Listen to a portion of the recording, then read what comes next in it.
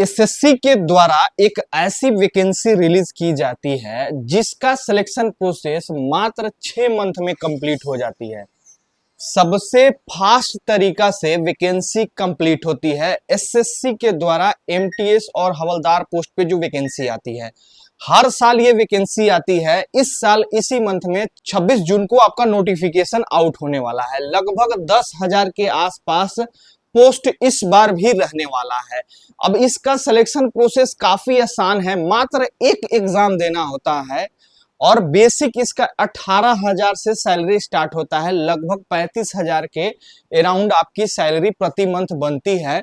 Central level की नौकरी है, ऑल इंडिया लेवल की नौकरी है भाई। एसएससी का सारा ऑल इंडिया लेवल का ही नौकरी ऑलमोस्ट आता है, तो मेल फीमेल कोई भी फॉर्म भर सकता है इसको। आइए इस वीडियो में संपूर्ण जानकारी लेते हैं कि आपका क्या कैसे देखने को मिलता है, आपकी सिलेक्शन प्रोसेस क्या है, एलिजिबिलिटी क्राइटेरिया क्या है, सिलेबस क्या है और मोस्ट इंपॉर्टेंट एमटीएस और हवलदार दोनों पोस्ट में कौन आपके लिए बेस्ट हो सकता है। एक एक बिंदु पे बात करेंगे। वीडियो में आगे बढ़ने से पहले आप लोगों से एक रिक्वेस्ट रहेगी, जो भी चैनल पे नए होंगे चैनल को सब्सक्राइब करके जुड़ जाएंगे।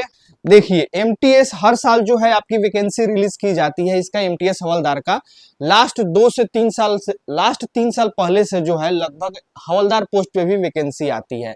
अब दोनों के सिलेक्शन प्रोसेस में थोड़ा थोड़ा अंतर है, जिसको आगे हम लोग डिस्कस करेंगे। देखिए इसमें आपसे क्वालिफिकेशन जो है 10th मांगी जाती है। 10th पास हो तो आप एलिजिबल हो।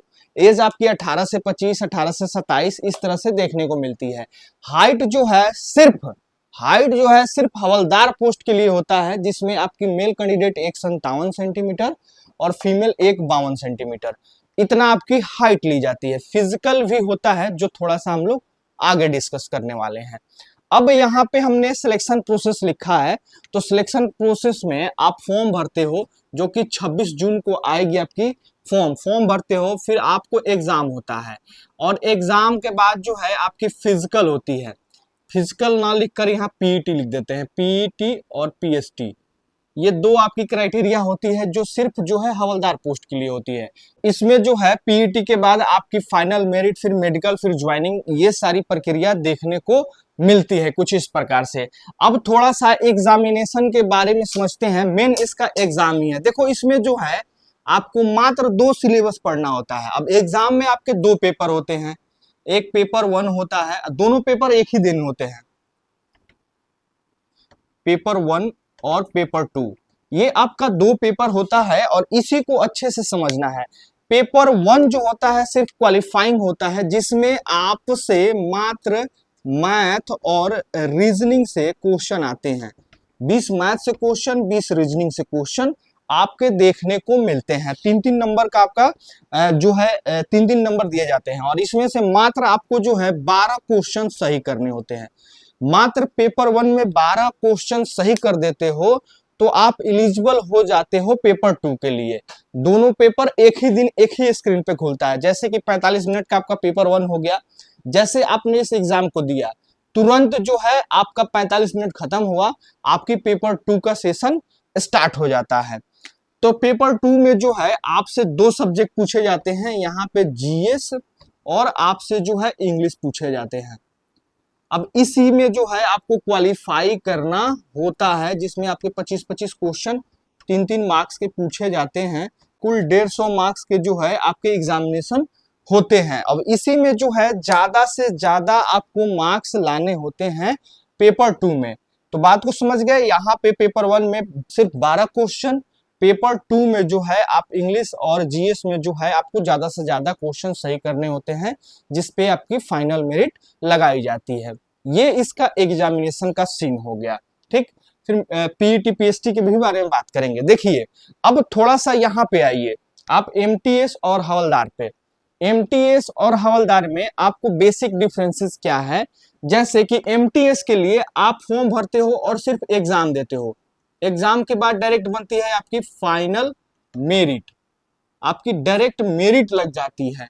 लेकिन हवलदार पोस्ट के लिए क्या होता है, आप एग्जाम देते हो, एग्जाम के बाद से जो है आपको पीईटी और पीएसटी से गुजरना होता है।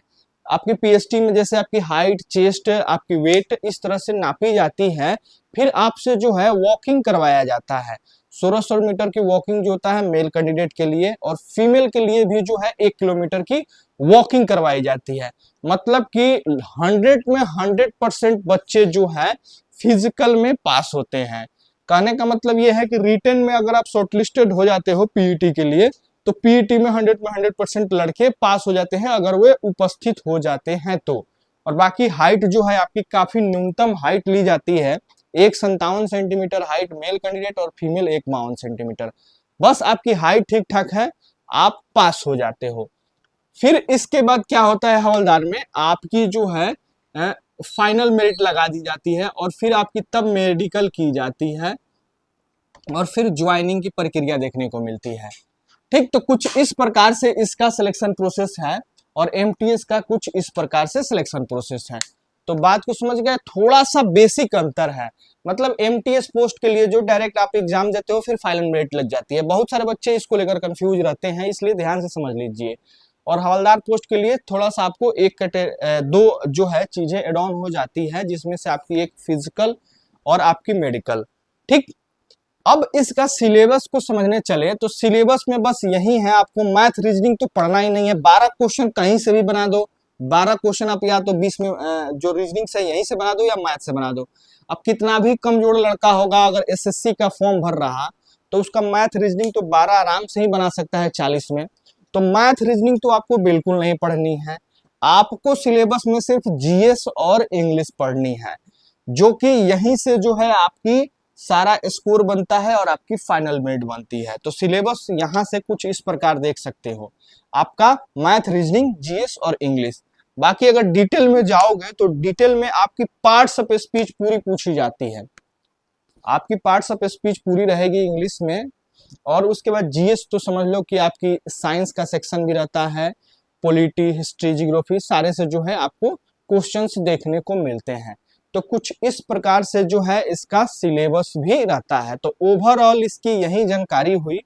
अब बहुत सारे बच्चों का सवाल आता है कि कौन बेस्ट है, आपकी एमटीएस बेस्ट है कि हवलदार बेस्ट है।